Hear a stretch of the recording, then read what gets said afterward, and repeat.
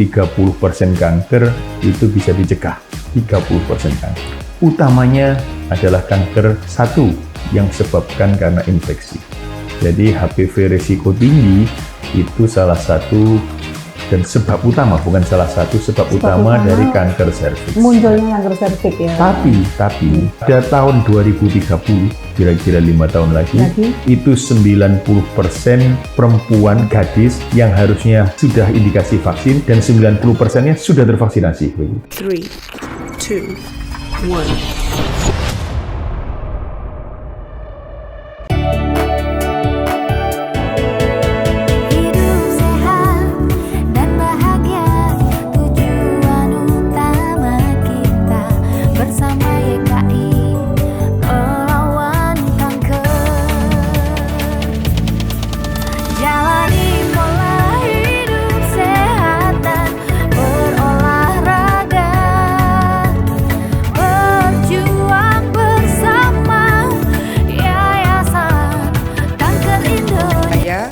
Gubernur Jawa Timur mengukuhkan saudara-saudara sebagai pengurus Yayasan Kanker Indonesia Cabang Koordinator Jawa Timur masa bakti 2022-2027.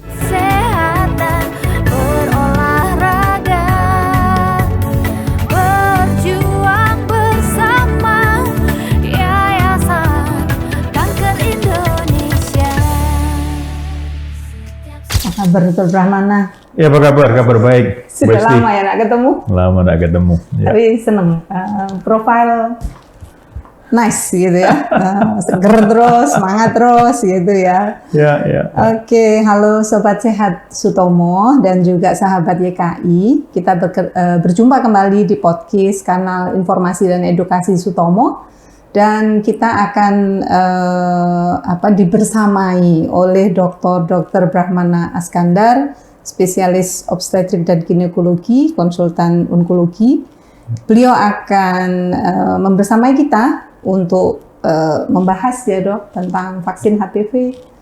Ini ceritanya kita akan menyayangi perempuan gitu ya siang ini berkaitan dengan peringatan Hari Kanker Sedunia. Dok, kita akan mencoba untuk membersamai masyarakat untuk mengetahui dan mengenal lebih jauh tentang vaksin HPV, khususnya untuk prevention. Beliau juga salah satu yang dokter yang dekat dengan saya karena beliau kebetulan yang merawat kakak saya waktu itu. Jadi selama beberapa waktu ini saya ketemu orang-orang yang membersamai saya berproses untuk tetap sehat, tetap semangat gitu, dan semoga spirit ini menular juga kepada yang lainnya dok. Okay.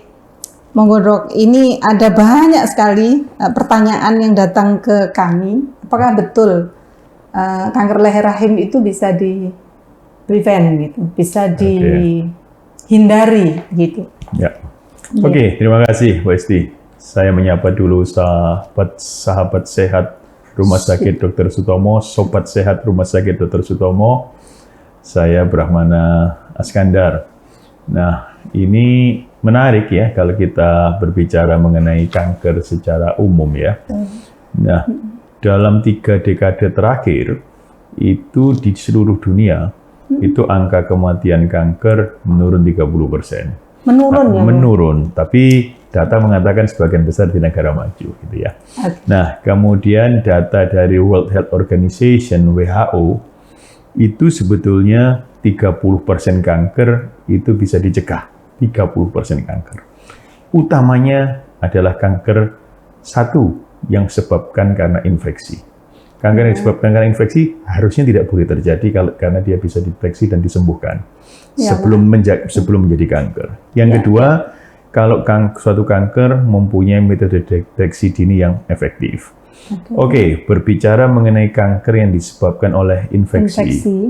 Nah, kanker yang disebabkan oleh infeksi ada beberapa ya. Contoh, kanker liver dengan virus hepatitis B. Hepatitis B ya. Nah, kita topiknya saat ini bukan kanker liver utamanya adalah kanker serviks. Iya. Kanker serviks adalah salah satu kanker yang disebabkan juga karena infeksi. Infeksinya apa? Infeksi virus human papilloma virus, HPV.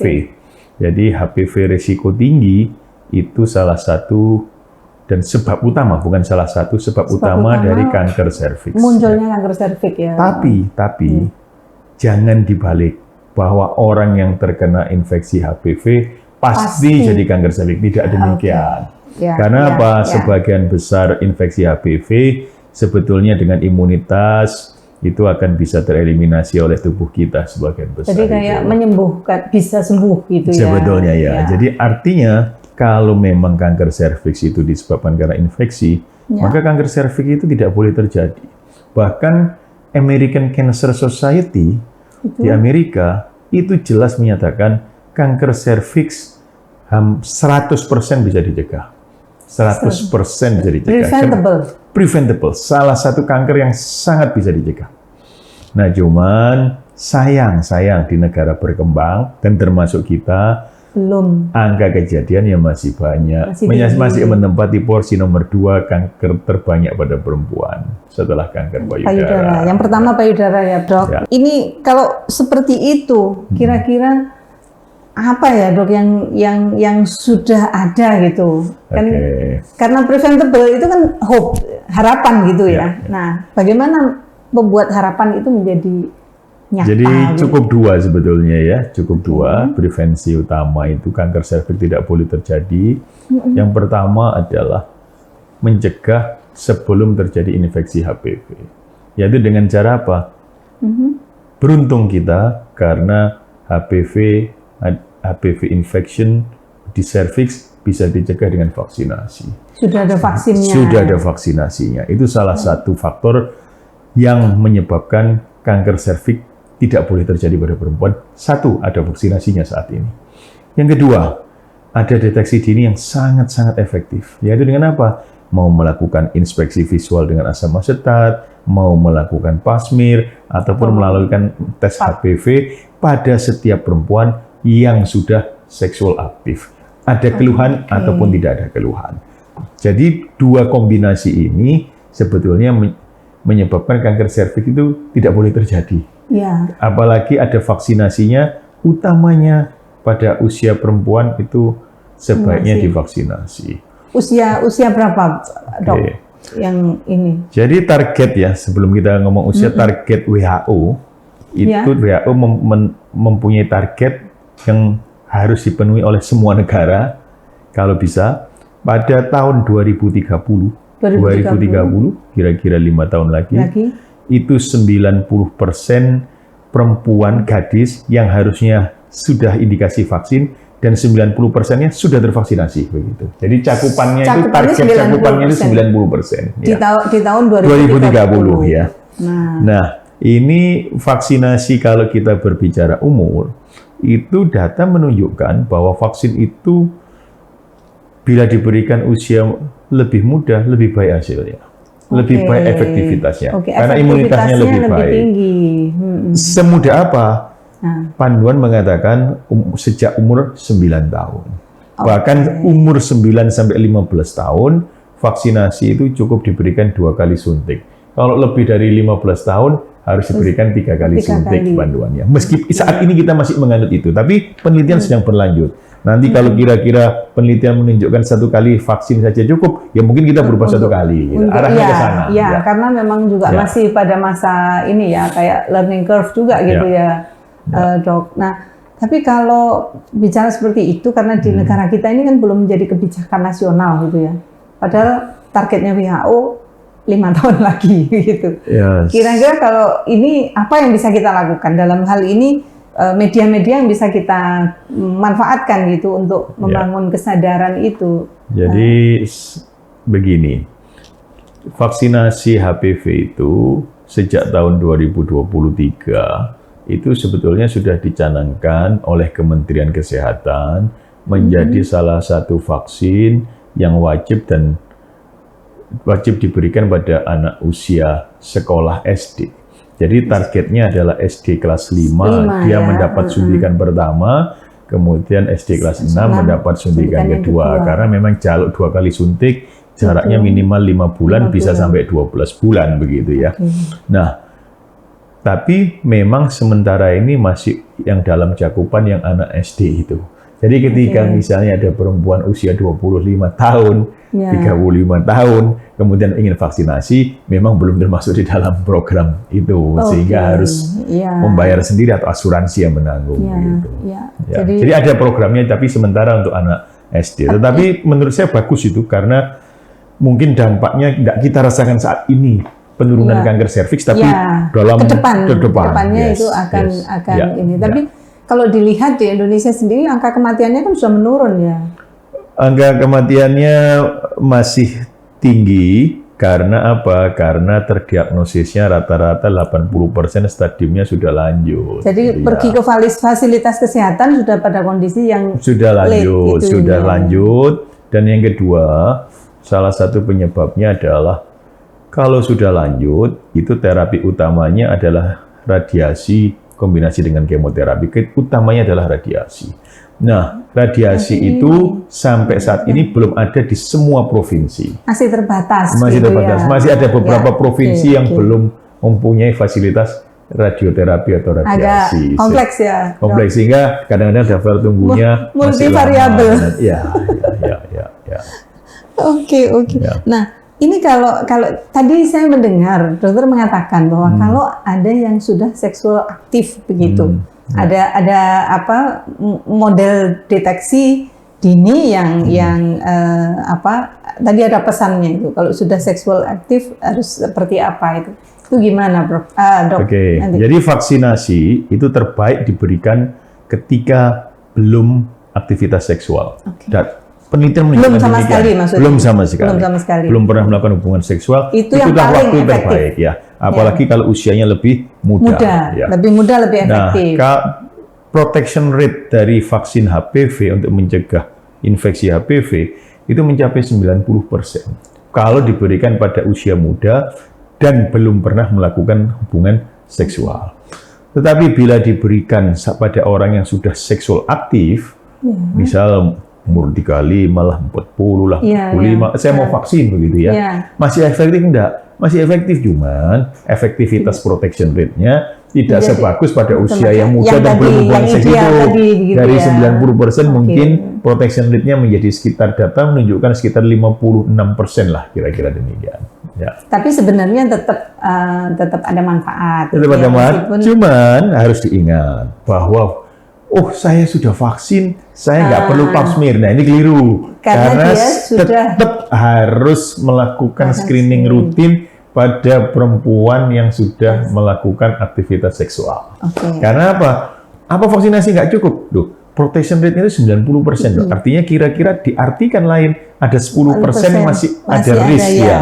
Dan itu akan terdeteksi dan tidak mungkin jadi kanker kalau perempuan rutin melakukan pap smear. Kenapa? Berubah dini sudah ketahuan. Iya. Jadi antara vaksin dengan ketika perempuan itu vaksin pada usia yang tepat itu ya, kemudian dia belum aktif sexual relation gitu, kemudian dia ketika dia sudah aktif untuk kegiatan seksualnya, dia juga harus double protection dengan pap smear ya. Ya, screening harus. Jadi orang yang sudah divaksin, perempuan yang sudah divaksin, saya vaksin usia 15 tahun ketika belum menikah ya kan ya. Nanti kemudian menikah umur 25. Nah, kira-kira umur 25 ke atas dia mulai sudah ada kewajiban melakukan screening rutin. Ada tidak ada keluhan? Ada tidak ada keluhan ya. Jadi catatannya itu prevention yang bisa dilakukan adalah hal itu, dan kalau itu ada mungkin bisa menekan angka kejadiannya. Ya, pencegahan primer itu adalah dengan vaksinasi. Supaya tidak terinfeksi HPV, di mana HPV adalah penyebab kanker serviks. Itu primer. Pencegahan sekunder itu adalah mendeteksi kalau ada perubahan di sel serviks ketika masih dalam tahap prakanker, belum kanker. Kalau terdeteksi masih dalam tahap prakanker, diobati dengan pengobatan sederhana, itu akan kembali ke normal lagi. Prosesnya tidak berlanjut menuju kanker serviks. Itulah pentingnya screening. Oke, ya. Jadi ini kalau bisa dibilang temuan dari teknologi kedokteran untuk kanker serviks itu sebenarnya sudah mumpuni ya, sudah memadai begitu ya untuk prevensi. Prevensinya itu hampir sempurna sehingga tidak perlu terjadi kanker serviks. Ya, makanya itu. Jadi ini kan sebenarnya sesuatu yang sangat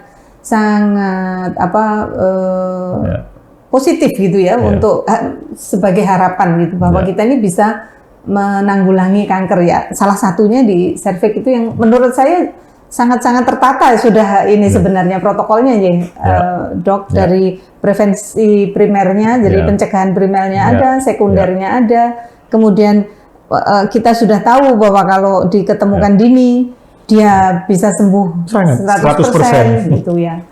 Asal ini diketahui, informasi ini diketahui dengan baik dan masyarakat juga lebih aware begitu ya terhadap kesehatan dirinya. Iya, harus, karena cakupan yang harus kita tingkatkan sebetulnya dua itu di kita itu ya. Satu, cakupan vaksin HPV harus ditingkatkan. Sesuai target WHO 90% dan Yang kedua, cakupan screening. Artinya mereka yang sudah aktivitas seksual dan ada kewajiban screening dan kemudian benar-benar melakukan screening, itu cakupannya harus baik. Target WHO 70%. 70% perempuan cakupannya itu. Di kita masih rendah. Di kita masih Kalau rendah yang vaksin cakupannya. di Indonesia sudah seberapa ya, Dok? Iya, vaksin baru dimulai ya. Nanti kita lihat beberapa tahun ke depan. Iya, lagian juga kalau saya dengar juga belum semua daerah. Belum, karena masih dimulai di dalam beberapa daerah dan nanti memang planningnya akan spreading gitu ya di sebagai yang lain. Tapi ya memang di kita ini kalau masalah kesehatan itu mungkin bisa dibilang triple burden ya. Penyakit infeksinya masih banyak. Karena kita negara besar, kemudian geografisnya kan juga luas ya. Dengan tantangan-tantangan yang non teknisnya juga banyak gitu ya. Saya once itu saya pernah di kabupaten itu, saya salah satu kabupaten masih di Pulau Jawa. Waktu saya ketemu sama dokter Obsin yang di kabupaten tersebut, beliau mengatakan, Mbak, kenalkan, saya Obsin di sini, satu-satunya Obsin di sini selama 14 tahun. Padahal ini di Jawa.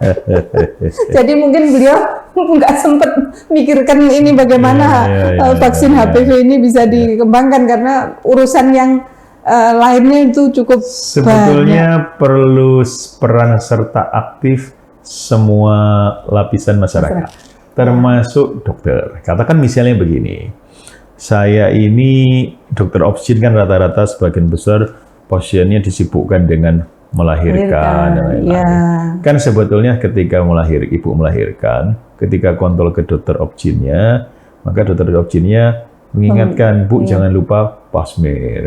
Bu, punya anak perempuan enggak? Kalau punya anak perempuan sebaiknya vaksin. Nah, mungkin kalau seperti hal itu dilakukan oleh kita semua, baik onkolog, baik SPOG, baik dokter umum, baik bidan, mungkin dampaknya bisa luar biasa. Dan ya ini mau nggak mau kita harus mengakui bahwa hal-hal yang reguler itu mungkin kadang-kadang sudah menghabiskan waktu ya di pelayanan begitu. Dok, kalau boleh sharing begitu ya, kira-kira untuk mensosialisasikan vaksin HPV ini, karena ini yang menjadi modal utama menurut saya dari informasi dokter dari tadi itu, modal utama kita untuk mencegah terjadinya kanker leher rahim begitu. Kira-kira kalau dokter boleh ini menyarankan tadi tenaga kesehatan semuanya ikut mendukung gitu ya sosialisasinya gitu.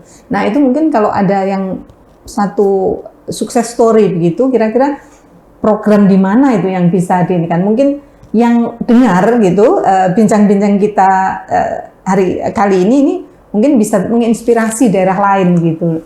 Oke, jadi begini ya.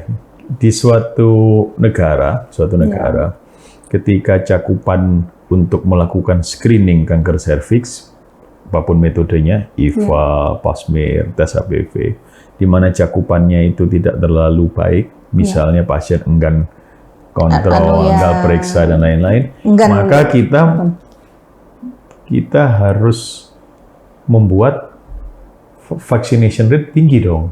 Iya kan, gitu kan ya. Kalau dia screeningnya, bahasanya screeningnya males, berarti orang itu harus dicek supaya tidak infeksi gitu kan. Berarti iya lebih dulu sebelum ada infeksi HPV, sehingga kita harus berupaya vaccination-nya naik. Sebenarnya kita apresiasi program dari pemerintah yang mulai memberikan vaksinasi pada anak kelas 5 dan kelas 6 SD, karena kalau itu nantinya bisa diperluas dan semua daerah bisa mendapatkan dan cakupannya vaksinasi 90%, mungkin kanker serviks hanya jumlahnya tinggal sedikit, saya yakin jumlahnya itu menurun. Nah, kalau success story, ini program ini baru, tapi kalau per negara success story yang diprediksi WHO akan masuk di dalam target 90-70 itu kira-kira memang negara tetangga kita Australia, Singapura. Tapi optimislah kita akan bisa mengikuti setelah ada program-program. Kalaupun belum bisa menyeluruh, nanti di beberapa daerah yang memang sudah aware itu saya pernah dengar itu di Bali itu sudah mulai ada kabupaten yang mewajibkan usia 17, tapi mereka slogannya masih gadis Bali usia 17 tahun pasti sudah vaksin HPV gitu. Ya, jadi memang perlu peran serta daerah masing-masing, karena sebetulnya daerah masing-masing itu mungkin untuk suatu program misalnya vaksinasi begitu ya. Saya yakin pasti tiap daerah di Indonesia pendekatannya bisa berbeda-berbeda karena ada kultur, ada budaya di masing-masing tempat. Tapi secara garis besar kita harus memahami sama-sama bahwa vaksinasi itu sesuatu yang sangat-sangat penting dilakukan untuk menurunkan insiden kanker serviks di Indonesia. Karena berapapun banyak fasilitas radioterapi diperluas, dokter ahli radioterapi, dokter kanker diperbanyak. Kalau hulunya tidak di stop, ini tidak akan pernah mencukupi. Pasti tidak akan memadai gitu ya, karena jumlahnya yang berlebihan gitu. Kalau misalkan ini tadi kan kalau program gitu ya, idealnya di kelas kalau ngomong kelas kelas 5, kelas 6 SD begitu ya. Tapi ketika misalkan dari bincang-bincang kita ini ada beberapa orang yang aware begitu, mereka itu harus pergi kemana sih? Apakah misalnya di puskesmas itu bisa vaksin atau di mana gitu ya?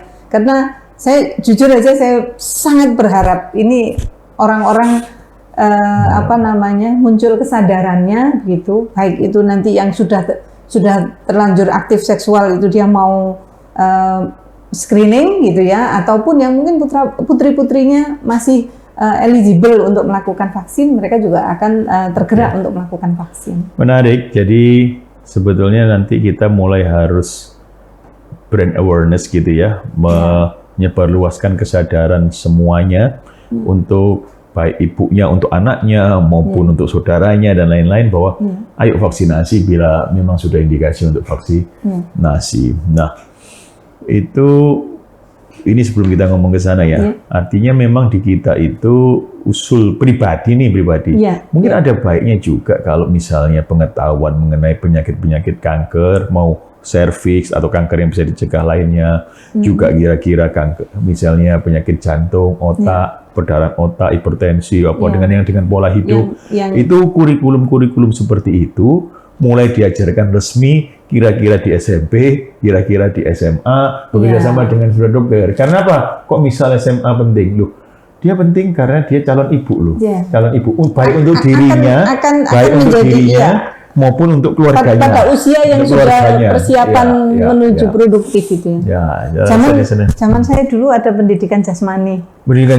Nah, ini mungkin bisa dimodifikasi pendidikan kesehatan gitu ya, yang tujuannya adalah memprevent penyakit-penyakit katastrofik, tidak hanya kanker jantung, otak, yang sebetulnya unsur-unsur yang bisa tercegah itu dilakukan begitu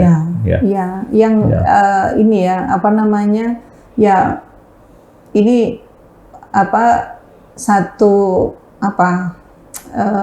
pakem gitu ya. Saya kembangkan dari dulu. Saya kalau memberi informasi ke orang, kalau penyakit menular, cegah jangan sampai kamu ketularan. Kalau penyakit tidak menular, cegah jangan sampai parah.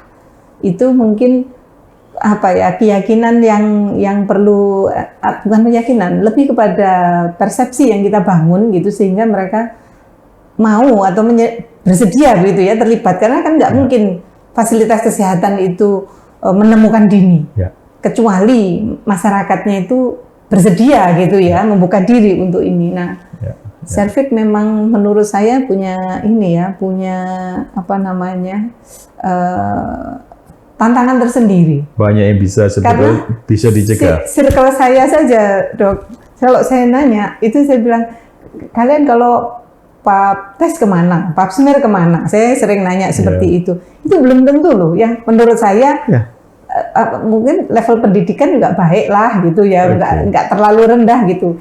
Ini masih otot-ototan gitu untuk ini. Ya, karena kadang-kadang ada yang datang. Walaupun begini, yang PR kita juga, kita juga harus mempermudah perempuan yang tidak enggan, artinya dia rajin, tapi jangan sampai tidak jadi karena sulit mendapat akses, kan misalnya begitu, iya kan? Itu tadi. Oh, saya ini sudah niat nih, tapi aksesnya kemana nih? Sudah ada awareness, tapi ternyata kemudian tidak ada fasilitas atau lack information gitu. Jadi begini, misalnya untuk vaksinasi, rata-rata di semua fasilitas dokter ataupun rumah sakit itu ada unit medical check up, unit vaksinasi, biasanya pasti ada lah rumah sakit ya saat ini, apalagi di kota-kota besar. Nggak usah di kota besar, karena kan di daerah tingkat 2 pun sudah membangun demikian rumah sakit, itu pembangunannya pesat loh. Satu daerah tingkat 2 itu ada yang rumah sakitnya lebih dari 1, ada yang 3, ada yang untuk suatu tingkat 2 loh ya. Artinya pasti adalah untuk vaksinasi itu. Kemudian dokter umum juga bisa memberikan vaksinasi. Artinya untuk akses vaksinasi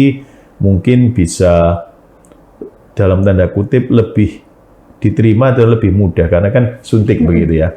Nah, screening ini yang PR nih, karena kan pasien itu perempuan itu harus datang, kemudian diperiksa sehingga nggak nyaman, diambil lendir, contohnya Centrifix, diperiksa ini dan lain-lain. Dan pap smear pun kan belum tentu mampu laksana juga di semua daerah. Ada orang mau pap smear, ada biaya, sadar, tetapi kan tidak ada. Dokter kandungannya ada, tetapi pap smear itu kan yang kalau diambil yang memeriksa dokter patologian atau jumlahnya mungkin masih terbatas. Kan misalnya begitu, meskipun produksinya akan terus ditingkatkan. Nah, makanya PR screening itu di luar negeri screening dengan menggunakan tes HPV, karena kalau tes HPV virusnya negatif, maka dia tesnya itu intervalnya bisa lebih panjang, 5 tahun.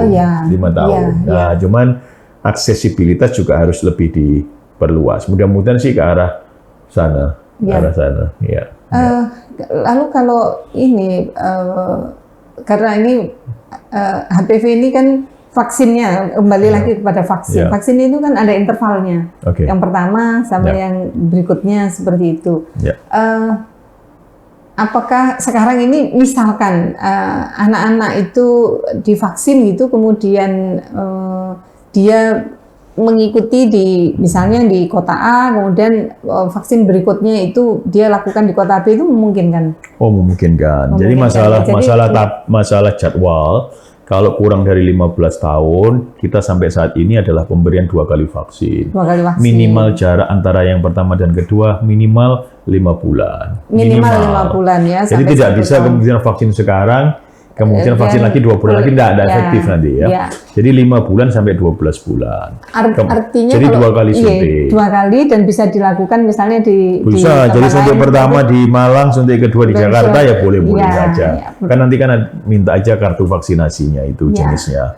Yang kedua, kalau di atas 15 tahun maka diberikan 3 kali suntik. 3 kali ya. Jadi sekarang diberikan 2 bulan dari yang pertama, kemudian yang ketiga 6 bulan dari yang pertama. Makanya kita nyebutnya 026. Sekarang diinjeksi, 2 bulan dari yang pertama diinjeksi, kemudian 6 itu dari 6 bulan dari yang pertama diinjeksi lagi.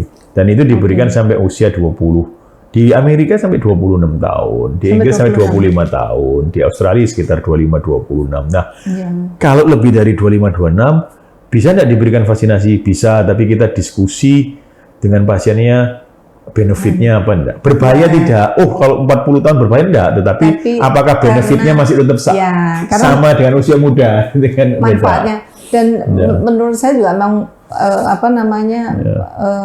langkah yang bijak, dokter akan mengajak diskusi itu karena apa?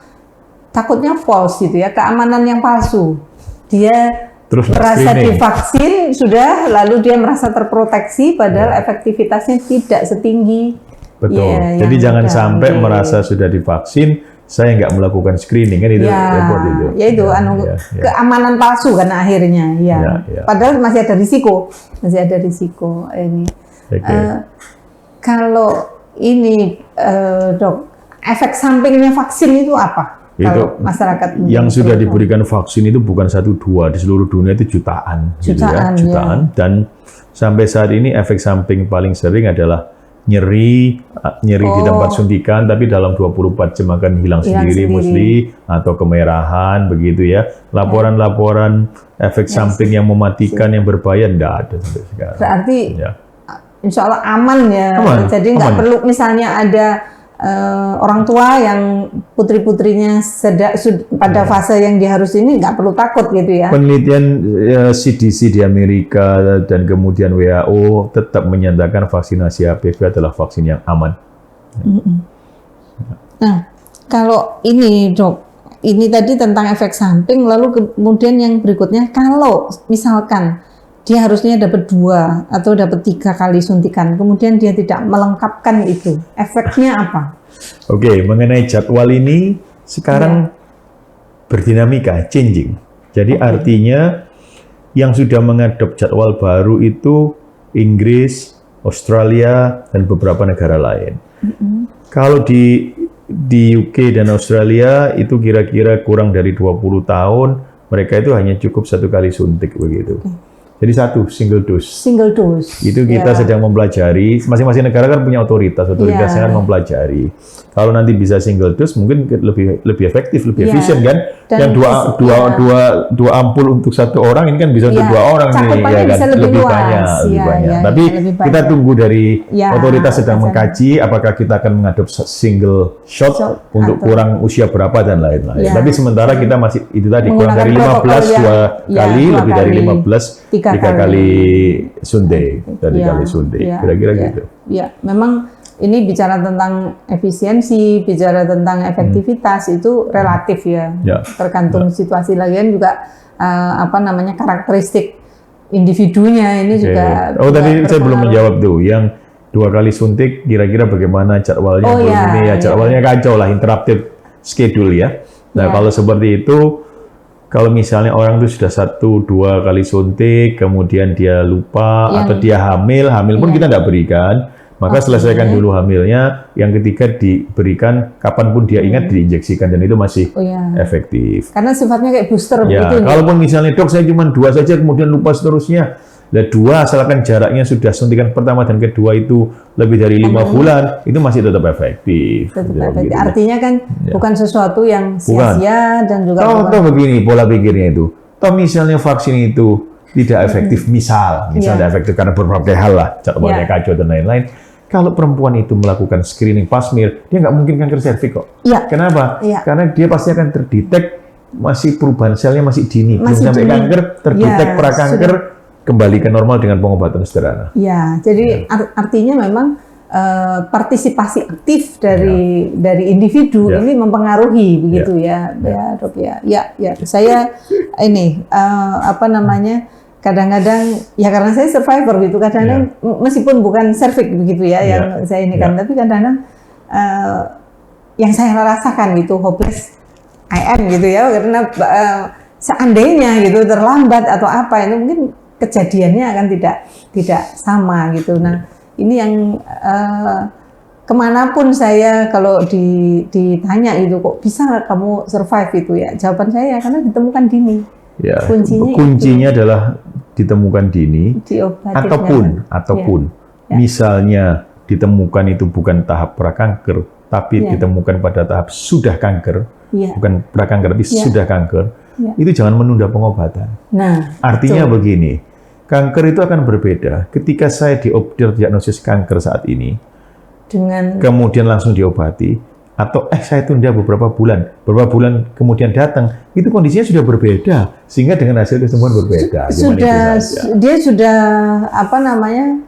berkembang gitu ya. Kasusnya. Dan responsnya terhadap pengobatan berbeda. Hasil akhirnya pasti berbeda. Begitu ya. Nah ini apa namanya, pada beberapa hal saya mengatakan bahwa kemampuan kita untuk merasionalisasi kadang-kadang kan gitu dideteksi banyak sekali. Saya menemukan perempuan-perempuan yang dia berani screening, sudah screening ketahuan itu precancer, tapi dia mencari apa namanya, pembenaran lain itu yang sesuai dengan maunya, sampai kemudian beberapa ada yang tahun dok, dan different case akhirnya memang dibanding dengan ketika ditemukan manusiawi. Artinya siapa kita bisa bayangkan ketika seseorang itu tervonis kanker kan sangat luar biasa secara psikologis secara psikologis, dan kadang-kadang dengan tawaran ini, tawaran itu, tawaran sana, tawaran sini, dan lain-lain, mungkin kan kita berusaha gampang kita dipengaruhi lah, kira-kira begitu ya. Tetapi sebetulnya kalau pengobatan medis itu pengobatan medis itu menjadi panduan ketika penelitiannya sudah cukup kuat. Cuman itu saja. Jadi pengobatan medis itu tidak boleh berdasar testimoni. Kalau testimoni itu artinya ketika ada orang saya beri obat A, kemudian orang itu saya wawancara, hasilnya baik, itu kan belum mewakili 1000 orang yang saya berikan obatnya. Kan ini bisa saja kebetulan begitu ya. Bahasa sederhananya kan begitu. Karena tidak berdasarkan. Jadi kita medis tidak berdasarkan testimoni. Jadi itu ininya. Nah, kalau ini apa namanya, mitos-mitos yang harus kita perangi berkaitan dengan serviks itu apa sih? Aservik itu apa sih? Yang mungkin dokter ketemu pasien macam-macam sering nemukan itu, yang mungkin dengan pembahasan kita semua orang jadi tahu bahwa itu mitos gitu. Jadi sebetulnya bukan mitos ya, tetapi lebih tepatnya kesadaran bahwa biasanya kita itu tidak datang untuk mencari pengobatan ketika tidak ada perasaan apa-apa di diri kita, begitu ya, ketika masih sehat. Ibaratnya screening lah. Siapa kan makanya sehingga angka screeningnya masih rendah. Belum merasa punya penyakit begitu ya. Dan penyalaman biasanya terdiagnosis kanker serviks itu kenapa orang di Indonesia sebagian besar stadiumnya stadium lanjut, stadium 3, karena datang itu biasanya dengan keluhan sudah ada perdarahan. Ya pasti datang. Kemudian sudah nyeri perut hebat, pasti datang. Kemudian susah kencing pasti datang begitu. Tapi ketika masih kecil, masih dini, di mana ada keluhan apa-apa kan tidak datang dia ya. Belum merasa perlu untuk apa namanya mendapat fasilitas pelayanan, mendatangi fasilitas pelayanan kesehatan itu. Jadi kalau tidak ada keluhan yang bermakna, merasa diri belum sakit, itu mungkin ya yang sakit diidentikan kadang dengan nyeri lah, dengan ini itu baru sakit nih. Tapi saya sendiri punya pengalaman. Ini saya aservik kasusnya, dok. Kebetulan memang bukan orangnya di luar Jawa Timur gitu, tapi karena kita ini sering terhubung dengan komunitas-komunitas lain ya. Beliau menanyakan pada saya karena beliau tahu saya survivor gitu. Terus saya nyampaikan, loh kalau sudah nyeri, sudah ada keputihan, itu kan berarti Anda harus pergi ke fasilitas. Karena bukan orang Surabaya, bukan orang Jawa Timur, itu orang di luar pulau. Tapi dia berkeyakinan begini, sakit itu adalah amanah yang harus ujian saya harus menerima. Nah itu yang kemudian saya mengatakan bahwa kalau kita sakit, ini kewajibannya mencari solusi atas penyakitnya itu. Nah, kalau untuk orang-orang yang belum berani ke dokter, kadang mungkin malu atau apa berkaitan dengan serviks itu, mungkinkah ada fasilitas yang bisa diakses gitu, dok, untuk masyarakat? Jadi kalau misalnya ada sesuatu pada diri kita yang tidak nyaman, misalnya ada dalam hal kanker serviks lah, ada perdarahan lewat vagina yang abnormal di luar biasanya, dan sudah seksual aktif, kemudian ada keputihan yang abnormal, bukan seperti biasanya, itu wajib cek ke dokter. Karena tidak boleh menganggap enggak apa-apa. Kan sering kali gitu, enggak apa-apa. Jadi ya. harus kepada fasilitas pelayanan kesehatan yang tepat. Jadi harus gitu ya. datang ke fasilitas pelayanan kesehatan. Sekarang dokter kan jumlahnya sudah jauh lebih banyak, dokter kandungan jauh lebih banyak, fasilitas kesehatan jauh lebih banyak dibanding dulu. Maka datang nanti dokter yang akan menentukan arah diagnosisnya. Ya. Sehingga tidak bisa kita memutuskan sendiri. Nggak boleh Nggak kira-kira apa-apa, sendiri. kira-kira dianggap ini, karena nanti dokter itu intinya pasti akan memastikan diagnosis pastinya itu apa, sehingga kalau kanker segera mendapat pengobatan. Udah gitu aja. Iya. Dan saya mungkin living proof ya. Ketika ditemukan dini itu masih banyak hal yang bisa kita lakukan. Dok, ini mungkin yang terakhir. Ya. Nah, kalau ada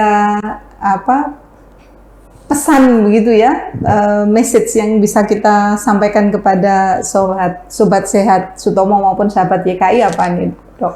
Oke, untuk sobat sehat Sutomo dan kemudian untuk semua stakeholder Yayasan Kanker Indonesia, baik masyarakat dan pengurus dan lain-lainnya. Jadi beginilah. Mungkin untuk kanker serviks, satu yang kita pahami bersama, tidak boleh terjadi. Tidak pantas terjadi pada perempuan. Yang kedua, bagaimana caranya? Satu, vaksinasi pada usia muda kan ketika belum pernah hubungan seks. Yang kedua, melakukan screening rutin pada perempuan yang sudah seksually aktif. Nah, dua ini cakupannya harus baik.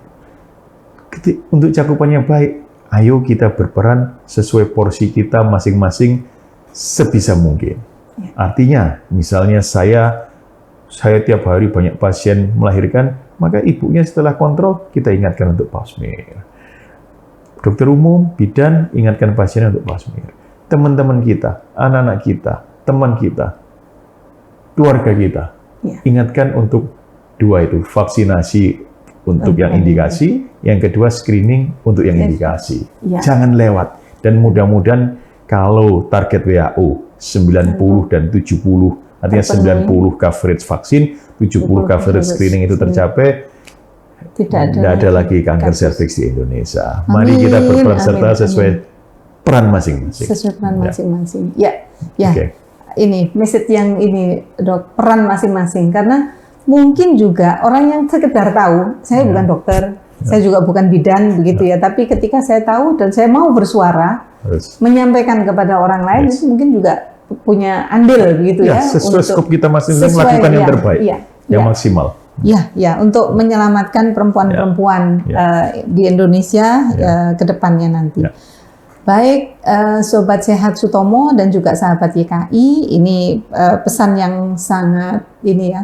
Saya dari tadi, statement yang disampaikan itu bahwa seharusnya cancer cervix itu bisa diminimalisir gitu ya, dan suatu ketika diharapkan nanti tidak akan terjadi lagi. Gitu.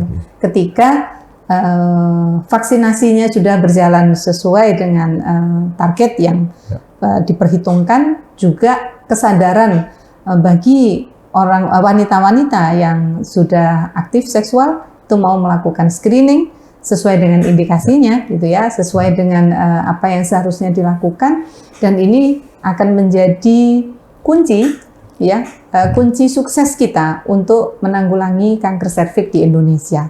Dan itu butuh partisipasi dari semua pihak yang